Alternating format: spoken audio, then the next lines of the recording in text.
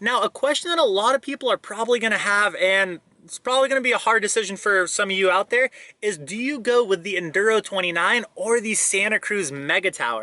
Oh, now it's getting nice and steep. We're going to be able to test out just how stable this bike wants to be. Oh, wow. Oh, man, that thing is rad. What's going on, you guys? Mo Awesome here from Awesome MTB.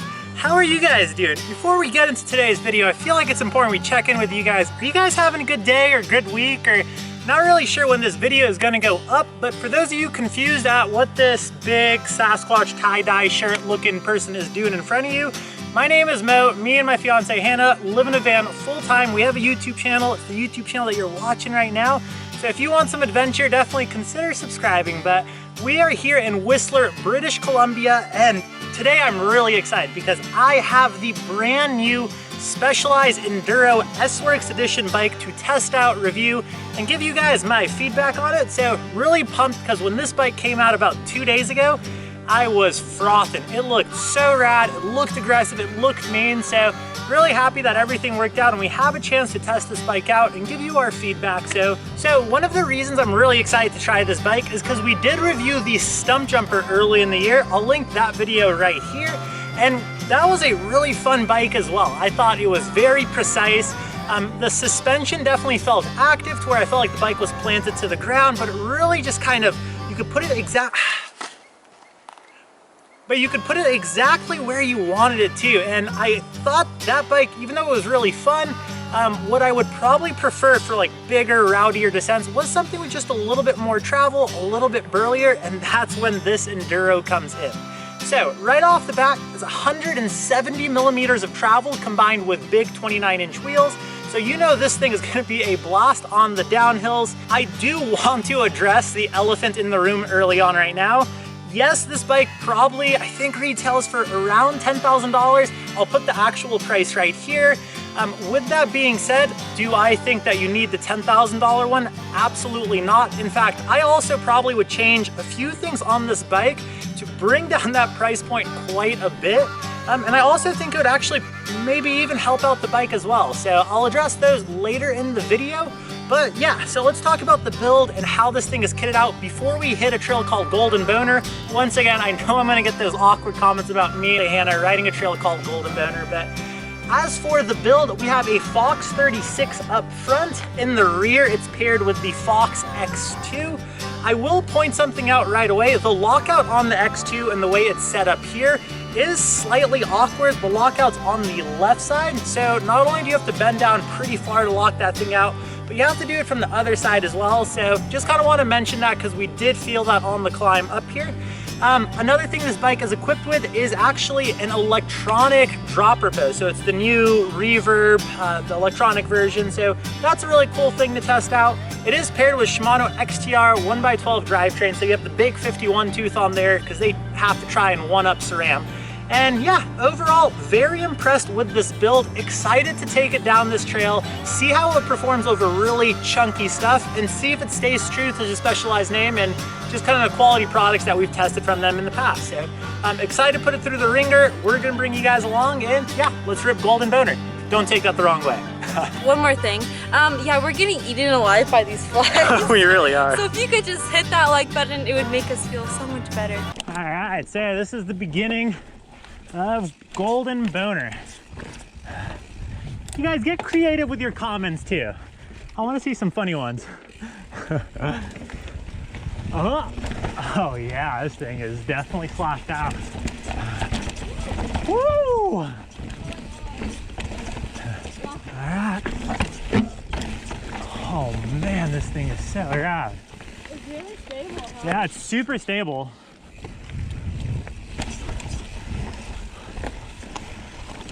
Woo.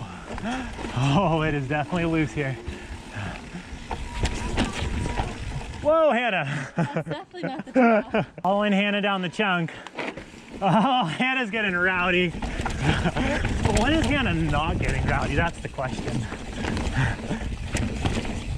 She has progressed so much in our time here in Whistler. Woo! Making her way down. Very active suspension design, which is nice. Yeah. Woo! Now for the burly stuff. Gonna get really nice, loose. Oh, Hannah is out of control down there. I'm a huge fan of this reach. Here. Oh, wow. Ah, no, you can roll it. Oh, it is burly though. Woo! Oh, now it's getting nice and steep. We're gonna be able to test out just how stable this bike wants to be. Oh, wow. Oh man, that thing is rad. Whoa, whoa, whoa, whoa. Oh my God. Good job, Hannah. Whoa. I will say, I feel like I have a little bit more confidence on this than the high tower that we demoed earlier on in the week. I mean, granted, they are two completely different bikes. Oh, nice, interesting line choice, Hannah. Sometimes Hannah takes the scariest lines. It gets a little crazy following her. Woo! Making our way down. Yeah, Hannah. Oh, Hannah's taking everything out. Oh. This trail really is beat up.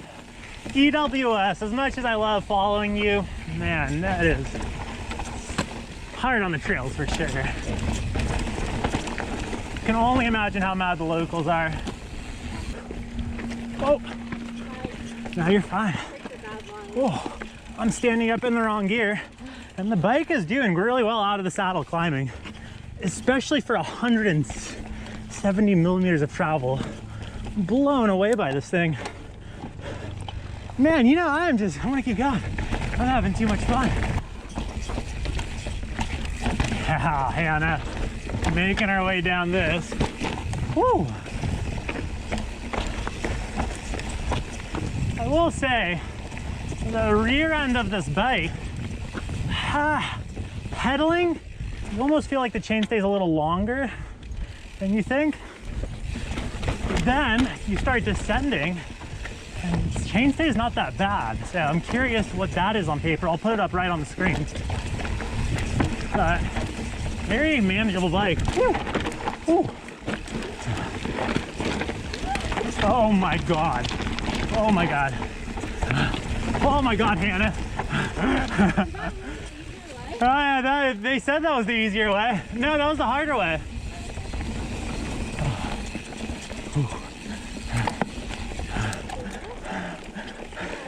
That was definitely a rowdy time. Trying to keep up with the queue. Oh, this thing is so fun. I'm loving it. Whew.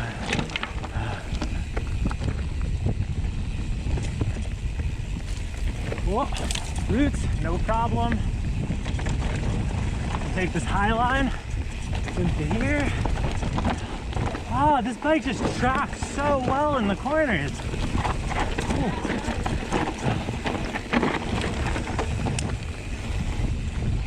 Very balanced geo, I will say that.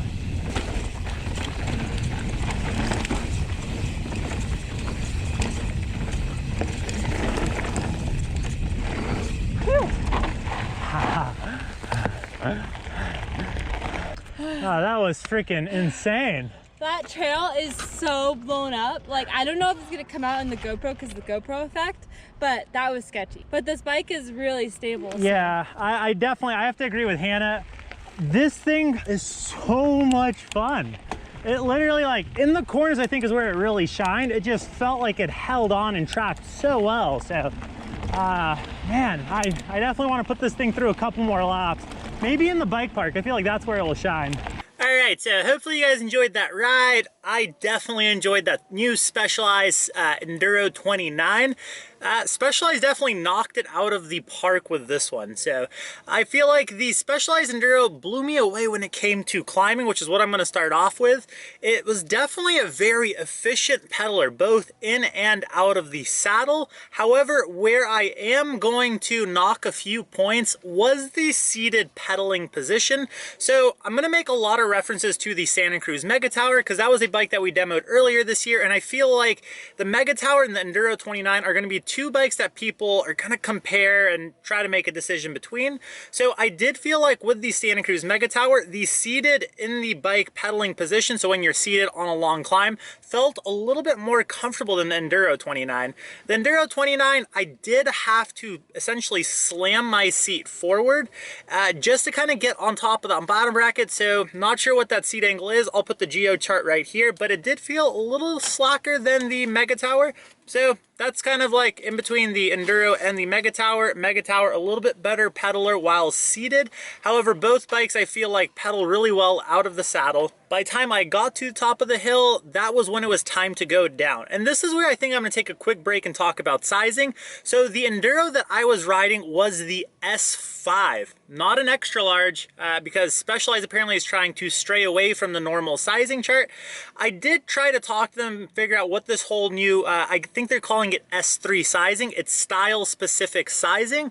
And I was trying to kind of get the, essentially why they were straying away from the XL, large, medium. I might butcher this, maybe this is, I interpret it wrong, but essentially to me what it sounds like is they're tired of people almost fixated on the fact that they're a medium or they're a large, and they really want people to kind of look at the geo chart. So they came up with the whole S2, S3, S4, S5, and essentially what they're trying to get at is you can fall in between two different sizes. I'm going to refer to medium and large. You can be a medium or a large depending on like how you like your bikes, what your style of riding is. And that's why they're straight towards that S2, S3 kind of sizing chart. So it kind of just sounds like they're trying to stray away from that. Reach will still increase in between sizes, as well as a few other key geo numbers. But I personally was on the S5. It was a proper, I'm going to use the word XL. So it felt very proper as an XL. It felt very similar to the Megatower in terms of sizing. So me being on the bike that's a little bit more stable, a little bit more reach, I definitely felt like the stability of the Enduro 29 on the descents was pretty amazing. It felt very similar to the Megatower in terms of that high speed straight line stability. However, where I feel like it differed is number one was the active suspension design. I really felt like that bike just glued to the ground, and I was very impressed, especially combined with that X2 in the rear. However, when it came time to corner, that's where I was truly impressed. And what felt like a slightly longer wheelbase when I was seated pedaling on the bike definitely didn't feel that way in the corners. I feel like the rear end was very responsive. It was making those corners nice and tight. And at the same time, I felt like where the Enduro really shined was high speed corners. And it just really loves to kind of hang on to the corner and just really rally out. I felt like I could enter corners a little bit faster than I normally would, and the bike just tracked amazingly well. So I was very impressed with how that Enduro 29 handled rocky, chunky terrain as well as high-speed corners. I would say if anywhere where the Enduro 29 kind of lost a few points in terms of descending was probably the bottom bracket height.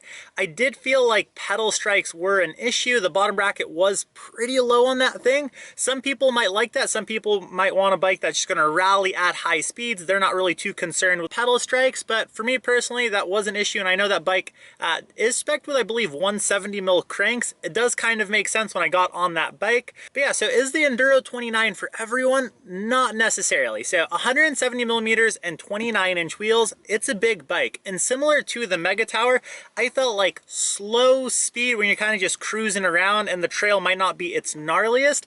The bike doesn't really feel too exciting. And so that's where it's going to come into play is your riding style. If you're a type of rider, you love to get out there and charge and rip, it's going to be a bike that you might want to seriously consider because it'll get you up there very efficiently out of the saddle. You're not going to feel too much bob in that thing. And at the same time, it's a very stable, high-speed descender. And I really feel like it rewards that aggressive rider. Now, a question that a lot of people are probably going to have, and it's probably going to be a hard decision for some of you out there, is do you go with the Enduro 29 or the Santa Cruz Megatower? And I think that is actually, man, that's going to be a tough one. And I would probably think it's going to come down to you guys getting out there, getting on both bikes and seeing which one suits your riding style just a tad more. I felt like the Enduro 29 felt a little bit more aggressive at the end of the day and really just rewarded that rider that's going to go full out, flat out there. I felt like the Megatower, even though it was very stable and you can do some big gnarly descents on it, did feel like in the saddle it had a little bit more of a comfortable pedaling position, and kind of felt maybe if you're going to go out for like really big 50-mile plus rides with some gnarly descents, you might have a little bit more of a comfortable time on that. But both bikes, it's such a close call that I don't really think I can make a decision on this one. I will say though that both of them definitely knocked it out of the park. I would probably also look at a few things like price point. Obviously, the elephant in the room was the $10,000 build that we were riding. It was their S-Works version. Do I think that that is a worth it build? Sure, if you have an extra $10,000 and it's not going to hurt the budget too much, but at the same time, I definitely thought that that build might have been a little bit excessive. I actually personally probably would have made that bike a little bit heavier, so I thought the wheels need a little bit more weight, which sounds weird, but what I find is with burlier bikes like that, sometimes if you make them a little too light, you lose a little bit of the aggressive factor of the bike. So I would say they have a build in the $6,000 price point. I would probably seriously consider that spectrum, and I think they might even have a few more affordable options. With the Megatower, I think they have the offerings in both the affordable carbon and the expensive carbon, so you have a lot more room to work with your budget in Santa Cruz's lineup. So that's going to be a deciding factor for a lot of people in the Megatower Enduro 29 debate. However, I will say I'm a huge fan of this Enduro 29. I love the SWAT system. I love how they have that tool in the headset and they have the SWAT box so you can store stuff in the frame. I probably would lean the Enduro 29 route. I just felt like the efficiency out of the saddle when you get up and sprint just felt really rad. Both bikes are amazing. I think you guys have to get out there and demo. Hopefully you guys enjoyed this style of video. If you guys have any questions, let me know in the comment section. Also, what other bikes do you guys want us to review? Let us know. Hopefully you guys enjoyed it. If you guys did, hit that like button. And until next time, you guys, ride awesome. Ew.